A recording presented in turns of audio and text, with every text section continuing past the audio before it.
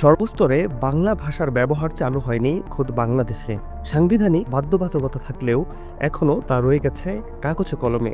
সরকারি বেসরকারি অফিস আদালত মন্ত্রণালয় সহ রাষ্ট্রের গুরুত্বপূর্ণ ক্ষেত্রে বাংলা ভাষা ব্যবহার হচ্ছে না।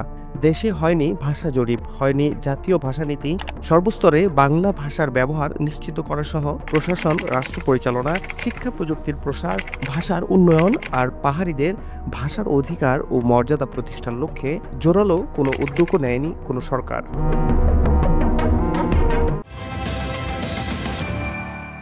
ভাষা আন্দোলনের ৭৩ বছর পূর্ণ হলো। পালিত হচ্ছে মহান ২১শে ফেব্রুয়ারি ও আন্তর্জাতিক মাতৃভাষা দিবস। ১৯৫২ সালের এই দিনে মাতৃভাষা বাংলার দাবিতে প্রাণ দিয়েছিল বাঙালি। সেই রক্তস্নাত পথ ধরেই একদিন স্বাধীনতার আন্দোলনে উজ্জীবিত হয়েছিল পূর্ব বাংলার মানুষ। সংবিধানে রাষ্ট্রভাষা বাংলাকে সর্বোচ্চ মর্যাদা দেওয়া হলেও উচ্চ আদালতে তা উপেক্ষিত। সুপ্রিম কোর্ট রুলসে ভাষা হিসেবে প্রথমে বাংলা এবং পরবর্তী সময়ে আদালতের ভাষা ব্যবহারের কথা উল্লেখ করা হয়েছে। মানা হচ্ছে না আইন।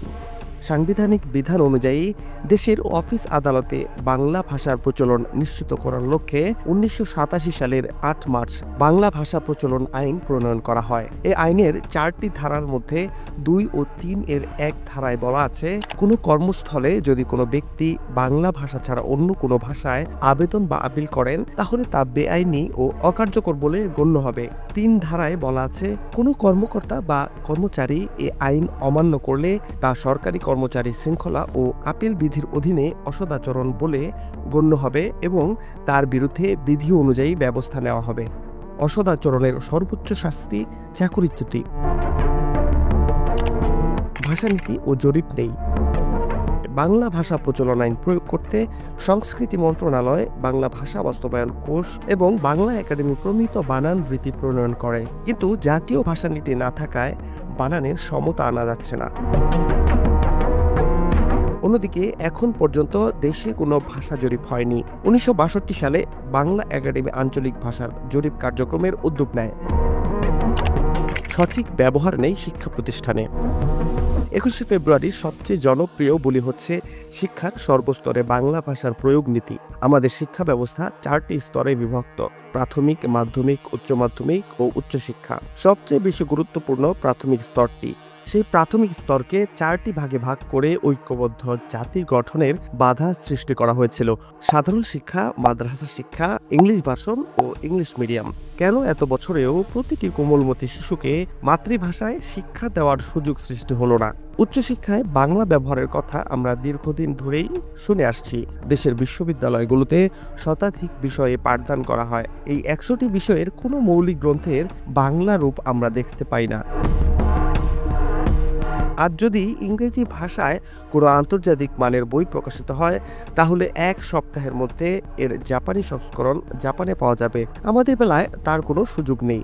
আমাদের দেশে প্রতি বছর শত শত গবেষণা প্রবন্ধ প্রকাশিত হয় ইংরেজিতে, যার কোনো বাংলা রূপ আমাদের চোখে পড়ে না। সুতরাং কোনো লক্ষ্যে পৌঁছতে চাইলে লজিস্টিক সাপোর্ট নিশ্চিত করতে হবে। বিলুপ্তির পথে বাংলাদেশের যেসব মাতৃভাষা। বাংলাদেশে ৪১টি ভাষা আছে, এর মধ্যে ১৬টির নিজস্ব লিপি রয়েছে, বাকি ২৫টি ভাষা লিপিহীন। মাতৃভাষা ইনস্টিটিউটের আরেক দায়িত্ব লিপিহীন ভাষাগুলোর জন্য লিপি প্রবর্তন করা, যেসব কাজের নেই কোনো প্রাতিষ্ঠানিক উদ্যোগ।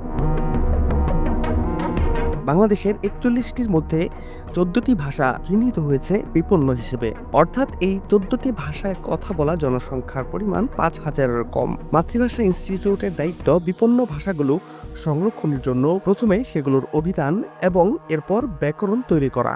বাংলা কাব্য ভাষায় উচ্চারণ এবং বিকৃতি নিয়ে যেমন বিতর্ক রয়েছে, তেমনি বানানের ক্ষেত্রে ভুল বিভ্রান্তি ব্যাপক চোখে পড়ে।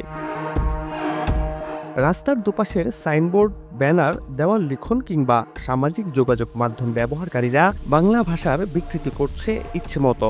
রাষ্ট্রীয় কোনো নিয়মের তোয়াক্কা করছে না এসব লিখনিতে। ইদানিংকাল মিছিল, স্লোগান, দেওয়াল লিখন, পোস্টার, যত্রতত্র বাংলা ভাষার বিকৃতি ব্যাপকভাবে বেড়েছে।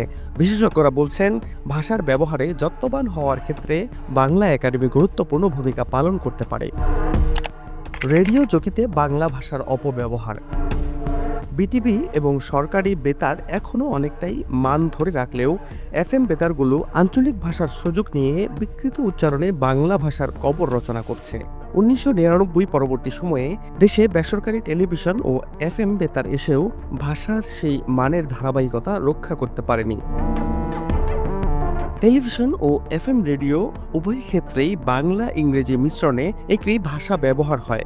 এফএম রেডিও তাদের উপস্থাপকদের দিয়ে মিশ্র ভাষার ব্যবহার করছে। বাংলা এবং ইংরেজি কোনো ভাষায় যে তারা শুদ্ধ উচ্চারণ করতে পারছে তা না, উচ্চারণ ভঙ্গির জন্য কোনো কোনো শব্দ নিজস্ব অর্থ হারিয়ে ফেলছে।